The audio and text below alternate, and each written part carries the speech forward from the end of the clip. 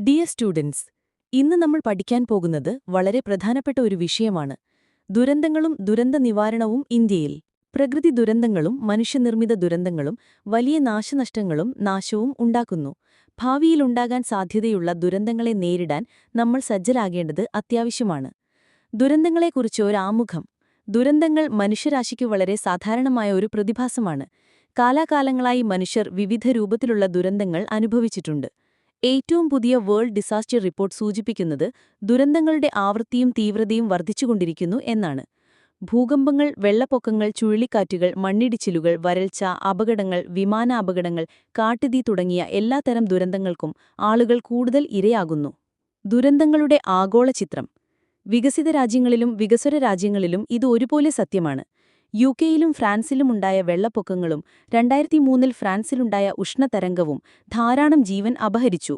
അമേരിക്കയും കഴിഞ്ഞ കുറച്ചു വർഷങ്ങളായി ചുഴലിക്കാറ്റുകൾ, ഹറിക്കെയിനുകൾ തുടങ്ങിയ ദുരന്തങ്ങളെ നേരിട്ടിട്ടുണ്ട്. ദുരന്തങ്ങൾ കാരണം വലിയ തോതിലുള്ള ജീവനും സ്വത്തിനും നഷ്ടമുണ്ടായി. ദുരന്തങ്ങളും മാനവ വികസനവും. ഉയർന്ന മാനവ വികസനവും മെച്ചപ്പെട്ട ദുരന്ത നിവാരണ സജ്ജീകരണങ്ങളും തമ്മിൽ നേരിട്ട് ബന്ധമുണ്ട്. കുറഞ്ഞ മാനവ വികസനമുള്ള രാജ്യങ്ങൾ ദുരന്തങ്ങൾക്കും നാശനഷ്ടങ്ങൾക്കും കൂടുതൽ ഇരയാകുന്നു.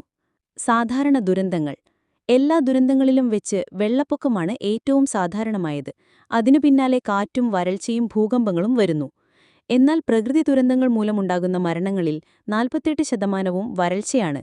അതുകൊണ്ട് തന്നെ വരൾച്ചയാണ് ഏറ്റവും മാരകമായ ദുരന്തം. ഇന്ത്യയിലെ ദുരന്തങ്ങൾ. ഇന്ത്യയുടെ ഭൂമിശാസ്ത്രപരമായ സ്ഥാനവും ഭൗമഘടനയും ദുരന്തങ്ങൾക്ക് വളരെയധികം സാധ്യതയുണ്ട്.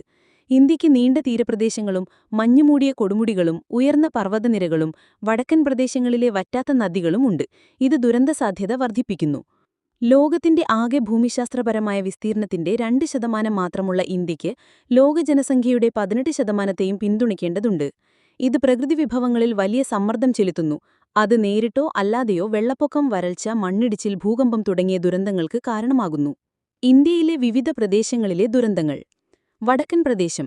മണ്ണിടിച്ചിൽ, വെള്ളപ്പൊക്കം, വരൾച്ച, ഭൂകമ്പം എന്നിവ നേരിടുന്നു. കാരണം ഈ പ്രദേശം 3 മുതൽ 5 വരെയുള്ള സിസ്മിക് സോണുകളിലാണ് ഉള്ളത്. കിഴക്കൻ പ്രദേശം.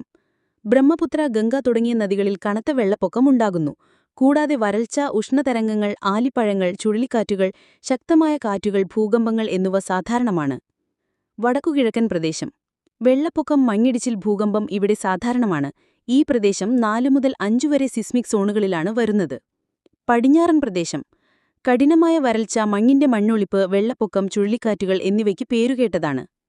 തെക്കൻ പ്രദേശം. പ്രത്യേകിച്ച് തീരപ്രദേശങ്ങൾ ചുഴലിക്കാറ്റുകൾ, കടൽക്ഷോഭം, സുനാമി, മണ്ണിടിച്ചിലുകൾ എന്നിവയ്ക്ക് സാധ്യതയുണ്ട്. ദ്വീപുകൾ. ആൻഡമാൻ നിക്കോബാർ, ലക്ഷദ്വീപ് ദ്വീപുകൾ കടൽക്ഷോഭവും സുനാമിയും നേരിടുന്നു. പ്രധാന ദുരന്തങ്ങൾ. ഇന്ത്യയിൽ സുനാമി താരതമ്യേന പുതിയൊരു പ്രതിഭാസമാണ്. 2004 സുനാമി തമിഴ്നാട്, കേരളം, ആന്ധ്രാപ്രദേശ് എന്നിങ്ങനെ തീരപ്രദേശങ്ങളിലും ആൻഡമാൻ നിക്കോബാർ ദ്വീപുകളിലും വലിയ നാശനഷ്ടമുണ്ടാക്കി. ദുരന്തങ്ങൾ പ്രകൃതി ദുരന്തങ്ങളോ വ്യാവസായിക ദുരന്തങ്ങളോ ആകട്ടെ, അവയുടെ നേരിട്ടും അല്ലാത്തതുമായ ആഘാതങ്ങളാണ് നാശവും മരണവും. ദുരന്തങ്ങളുടെ ആഘാതം. ഒരു ദുരന്തമുണ്ടാകുമ്പോൾ ആശയവിനിമയം, വൈദ്യുതി വിതരണം, ജലവിതരണം, ഡ്രെയിനേജ് തുടങ്ങിയ ലൈഫ് ലൈൻ സപ്പോർട്ട് സിസ്റ്റങ്ങൾക്ക് കേടുപാടുകൾ സംഭവിക്കുന്നു. ആശുപത്രികൾ കടുത്ത സമ്മർദ്ദത്തിലാകുന്നു. സാമ്പത്തിക അവസ്ഥകൾ മോശമായി ബാധിക്കപ്പെടുന്നു. ദുരന്തങ്ങൾ മൂലമുണ്ടാകുന്ന മാനസികാഘാതങ്ങൾ ചിലപ്പോൾ ഇരയുടെ ജീവിതകാലം മുഴുവൻ നീണ്ടുനിൽക്കാം. അതുകൊണ്ടുതന്നെ മറ്റു പുനരധിവാസ പ്രവർത്തനങ്ങൾക്കൊപ്പം മാനസിക പുനരധിവാസത്തിനും വലിയ പ്രാധാന്യം നൽകണം.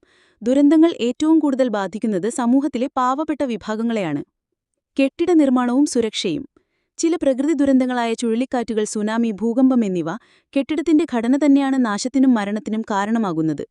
വികസ്വര രാജ്യങ്ങളിൽ 30% കെട്ടിടങ്ങൾ മാത്രമാണ് സുരക്ഷയുറപ്പാക്കാൻ നിഷ്കർഷിച്ചിരിക്കുന്ന നിയമങ്ങളനുസരിച്ച് നിർമ്മിക്കപ്പെടുന്നത്. മാസ്റ്റർ പ്ലാനിന്റെ അഭാവവും നിലവാരം കുറഞ്ഞ നിർമ്മാണ സാമഗ്രികളും ദുരന്തങ്ങളിലെ അപകടങ്ങൾ വർദ്ധിപ്പിക്കുന്നു.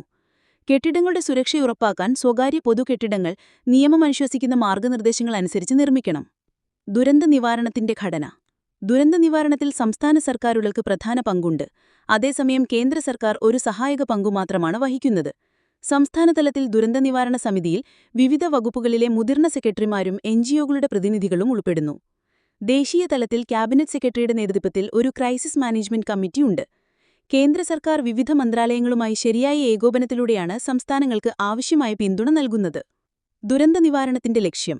ദുരന്ത നിവാരണത്തിന്റെ പ്രധാന ലക്ഷ്യം ഈ പ്രകൃതിദത്തമോ മനുഷ്യനിർമ്മിതമോ ആയ ദുരന്തങ്ങളെ തടയുക എന്നതല്ല. പല ദുരന്തങ്ങളെയും നമുക്ക് തടയാൻ കഴിഞ്ഞെന്നു വരില്ല, പക്ഷേ അവയുടെ ആഘാതം കുറയ്ക്കാൻ തീർച്ചയായും സാധിക്കും.